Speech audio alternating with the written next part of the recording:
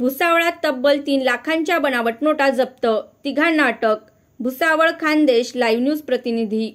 भुसावळ बाजारपेठ पोलिसांनी गोपनीय माहितीच्या आधारे बनावट नोटा विक्री करण्यासाठी आलेल्या त्रिकुटांच्या टोळीला बेड्या ठोकल्या.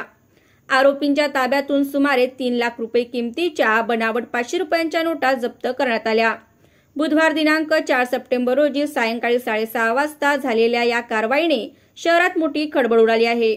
दरम्यान सदर कारवाई भुसावळचे पोलीस उपअधीक्षक कृष्णांत पिंगडे, बाजारपेठ पोलीस निरीक्षक राहुल वाघ यांच्या मार्गदर्शनाखाली ही कारवाई करण्यात आली. रात्री उशिरापर्यंत नोटांची मोजणी सुरू होती, तर आरोपींच्या नावाबाबत ही खातरजमा केली जात होती.